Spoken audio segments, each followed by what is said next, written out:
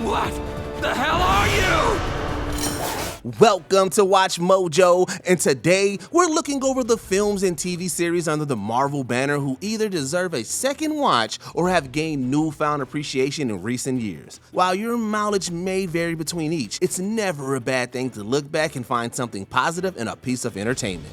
Parker, you are such a Boy Scout. When are you gonna give a guy a break? You want forgiveness? Get religion. What's going on here? Number 10, Daredevil. Yes, both the Netflix series and Born Again are undoubtedly superior depictions of the man without fear. Yes, that fight scene in the park wallows a little too deeply into cringe territory. So does every guy have to go through all this just to find out your name? Try asking for my number. Regardless, Ben Affleck's outing as the guardian of Hell's Kitchen still had some charm to it, especially if you're someone who enjoys your superhero flicks with equal part darkness and cheesiness. They call you the man without fear. That's true. Why are you afraid to show your face? I don't believe it. No. The blind lawyer from Hell's Kitchen. Also, can we appreciate how much fun the likes of Colin Farrell and the late great Michael Clark Duncan are having as Bullseye and Kingpin respectively? He made me miss. There's an old saying that too much pride can kill a man.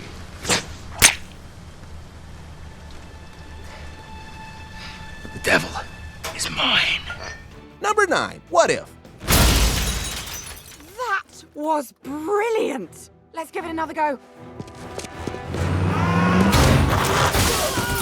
Animated anthologies are an art form all their own, some succeeding, some failing. And while its final outing may have somewhat missed the mark, we dare say that the first season of What If was one of the MCU's boldest and most imaginative projects to date. Think about it. It gave us reinterpretations of established and beloved MCU characters who went on to become powerhouses in their own right, such as Captain Carter, Strange Supreme, and Infinity Ultron. So many universes, so much chaos.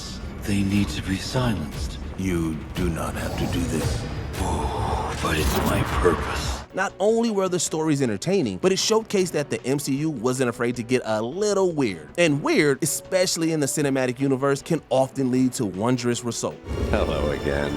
And goodbye.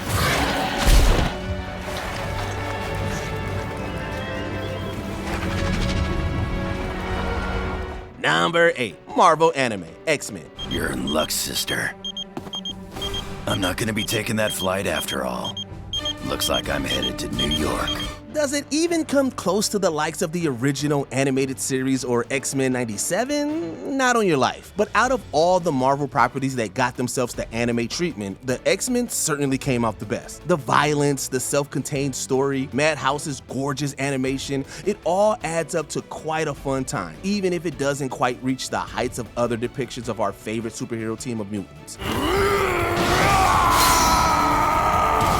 At the very least, the S-tier glow-up they gave Storm certainly warrants a casual viewing. I got this. Okay.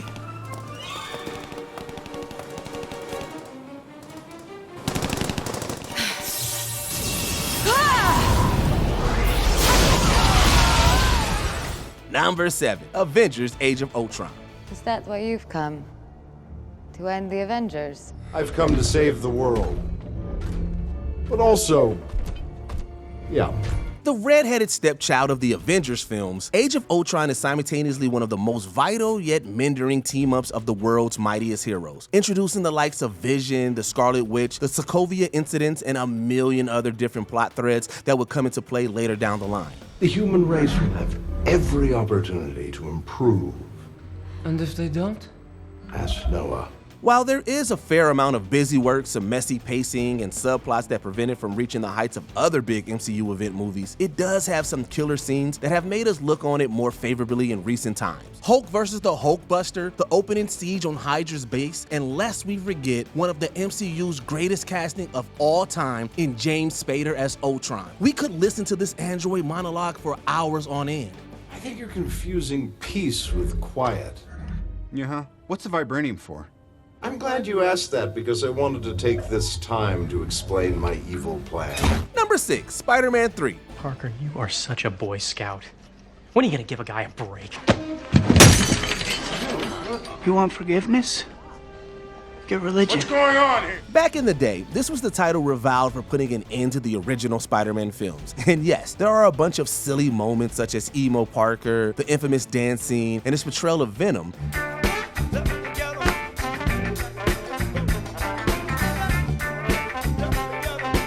That being said, on reflection, there's still a lot of that Sam Raimi goodness to be found here that made the first 2 films so amazing. Sandman's tragic downfall into villainy, the turbulence of Peter and MJ's relationship, rejecting the symbiote suit. It may not swing as high as its predecessors, but it's certainly got more heart to it than some other Sony Spider movies.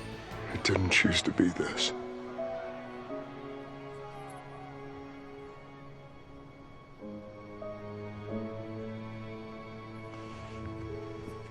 The only thing left to me now is my daughter.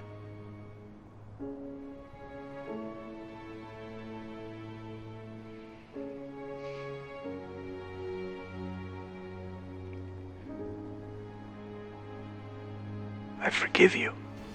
Number 5, Miss Marvel. The stakes may be lower and the villains may be sadly forgettable, but what Miss Marvel has going for her is an absurd amount of infectious goodwill.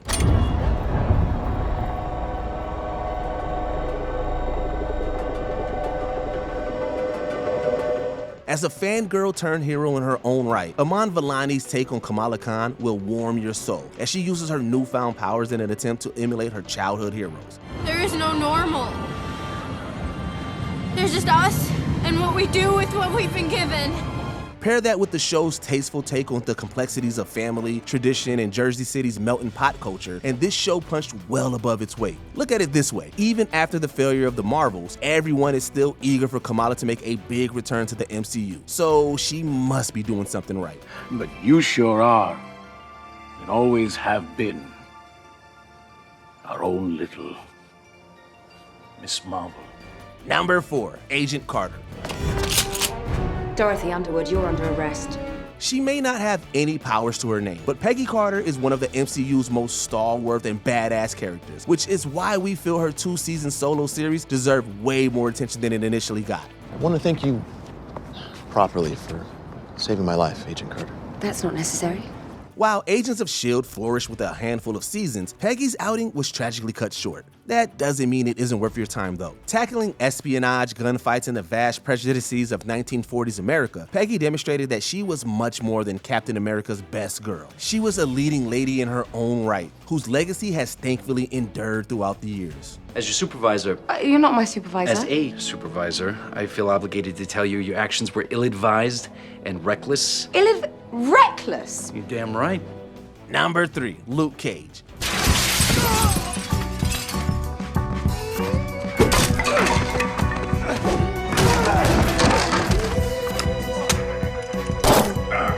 Daredevil was the jewel in the Netflix Marvel crown. Jessica Jones blew everyone away with its tormented lead, heinous villain, and hard-hitting subject matters. Iron Fist? We don't talk about Iron Fist. So where does that lead Harlem's hero for hire? Really, guys? Hey, you gotta know we tried, man. I can see it inside your face. Underrated, but certainly not underfoot. That's for sure. Michael Coulter brings immense gravitas as the unbreakable protector, determined to save his town from any and all criminal corruption. Again, smaller in scale, but his themes and interpretation of the character were spot on. Sweet Christmas indeed. I've got you.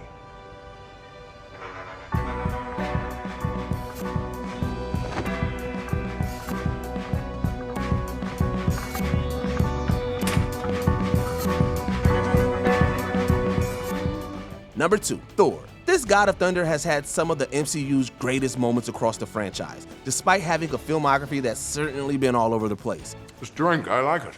I know, it's great, right? Another! Sitting comfortably between the highs of Ragnarok and the lows of Love and Thunder is the original Thor, which as far as Marvel origin movies go is actually pretty solid. You'd stand giving speeches while Asgard falls. You are a vain, greedy, cruel boy! And you are an old man and a fool!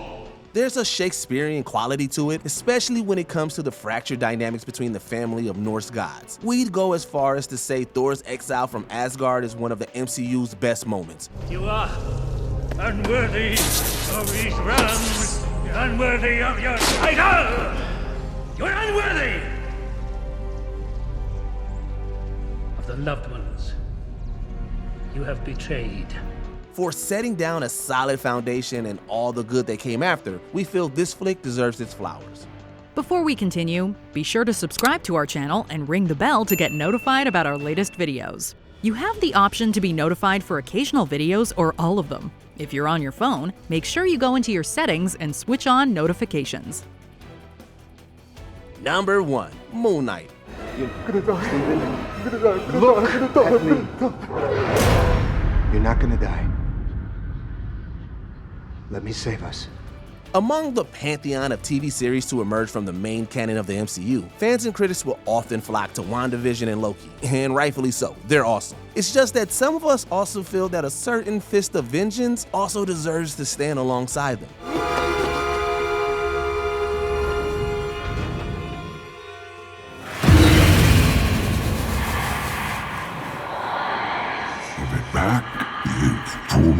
Not only was Moon Knight a globe-trotting adventure featuring Egyptian gods and some truly epic fight scenes, it also didn't hesitate to go deep into discussions of mental health, isolation, and past traumas. Oscar Isaac delivered a masterclass performance as both Mark Spector and Stephen Grant, two personalities sharing one body, both bound to serve as the avatar to the god of the night sky. Disney, you'd better get your butt in gear because we need a new season pronto. What does it matter? What, you want to remember the truth? That you had a mother that beat you? That hated you? That made your life a living hell? You're lying, you're just trying to upset me. But you've gotten to live thinking that she loved you, that she was kind, that she's still alive. Which Marvel movie or series do you think deserves a rewatch? Let us know in the comments down below. And don't forget to like and subscribe for more WatchMojo videos. Rise and live again as my fist of vengeance, as my Moon Knight.